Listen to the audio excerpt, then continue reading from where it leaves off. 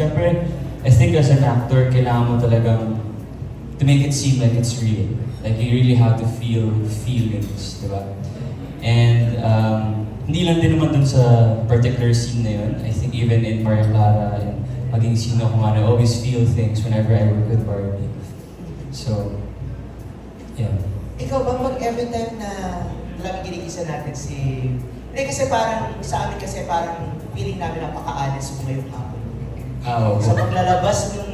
Kasi ibang mga artista kasi medyo may nag-hold back, may parang pinapaano kami. Pero ikaw ba, every time na magkasama kayo ni Barbie sa mga kilig na eksena, nadadala mo ito sa bahay? Or minsan naisip mo ba na nami-miss mo siya hindi dahil ka-eksena mo siya, kundi dahil parang feel mo, love mo siya? Agad? Parang feel lang. Kasabi niya gano'n, pwede, parang gano'n. May mga gano'n naman, di ba? Si Barbie naman talaga, ano yan, maganda talaga, musiba, girlfriend material talaga siya. Ay, sorry. Bakit bet din ba ni iPad? Oo, eh. Joke lang. Joke lang. Natamaan ko kasi water. Okay. Barbs, thank you Thank you, David. Barbs, ikaw naman, is this the kind of film na pwede mong ipanood kay Jack nang sabay kayo? Nang wala nang tanong-tanong at walang parang feeling mo, kikiligin din naman siya.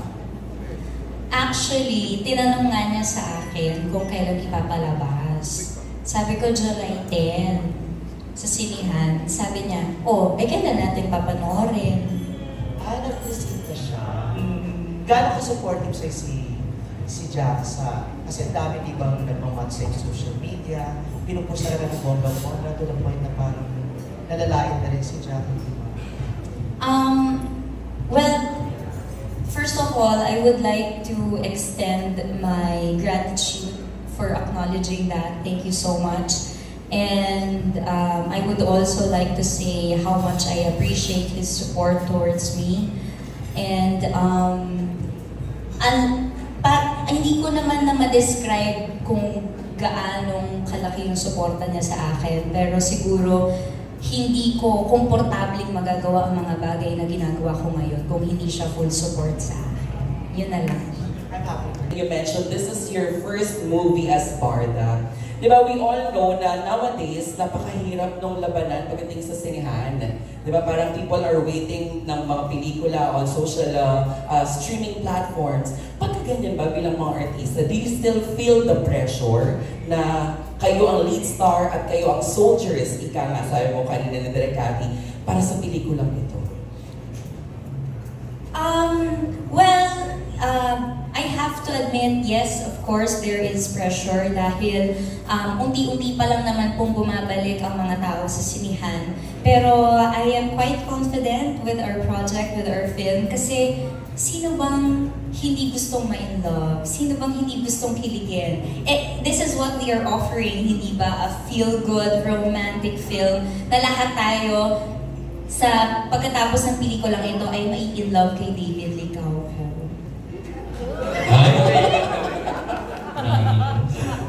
David, ibinato sa'yo ni Barbie agad-agad. Ano yung question mo ulit? Ulit tayo, David, Hindi, yun nga, David, diba, ang sinihan ngayon, parang alam nating lahat yan, we are all struggling, the Philippine cinema, diba, hindi lahat pinapatok, pinipilahan. Pero bilang mga soldiers at artista na Direk Cathy ng Pocket Media ng That Kind of Love, nakakaramdam din ba kayo ng yung pressure? Ikaw anong feeling dito? David, sagutin mo ako. I think there is pressure. But maganda yung produkto namin ni Miss Cathy ng production. Kaya feeling ko ay as long as we do our best promoting, sigurado kung papatok siya sa takilya. So I think yes, there is pressure, but I try my best to just control the things that I can control. So, which is by promoting and helping the movie. Totoo yan. At dahil dyan, para mas kiligin tayo lahat, thank you Barbie, David. Mga kaibigan, kamamiyak, kapuso at kapatid, sabay-sabay po natin panoorin ang full trailer ng That Kind of Love. Eyes on the screen, please.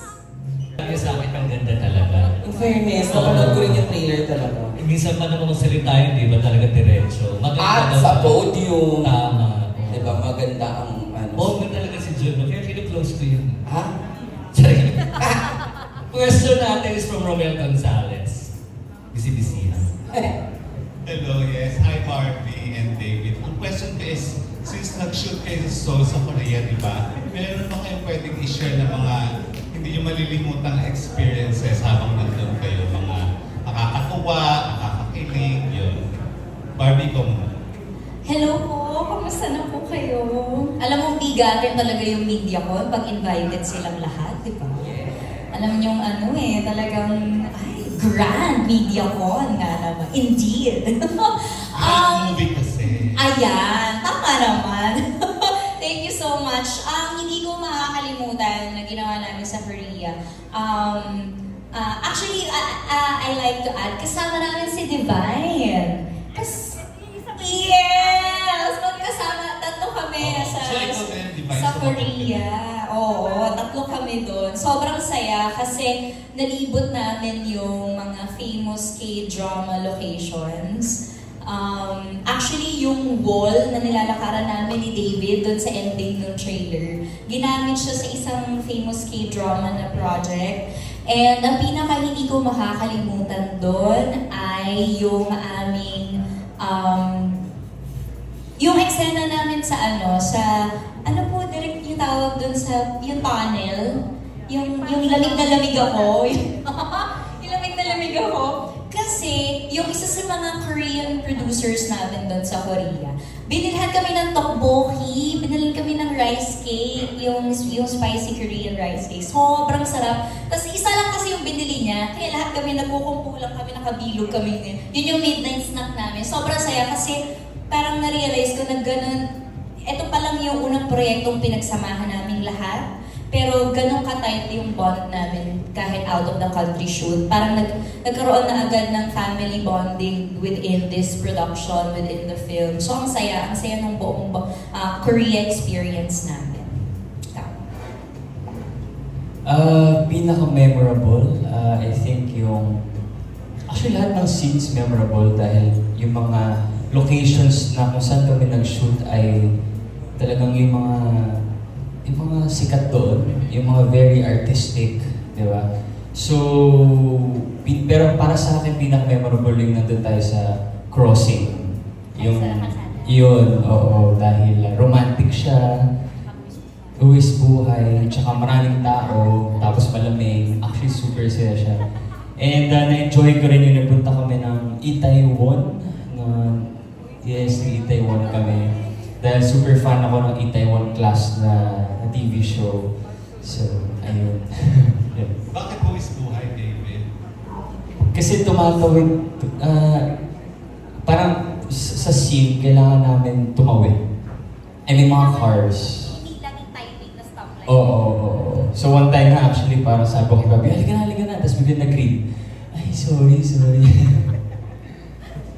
Ayun, thank you. Divine, ikaw, meron ka bang mga nakakalokang experiences sa Seoul?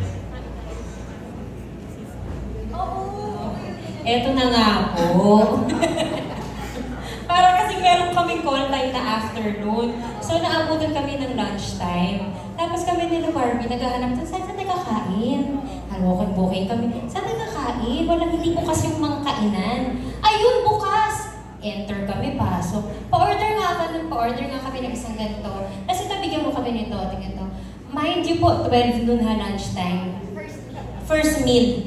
Binili natin. Ang ganito parang ang ganda pakinggan. Kumpoki, so full. Ganon. Bigyan mo na yun. Intestine ng baboy. Beef intestine pala.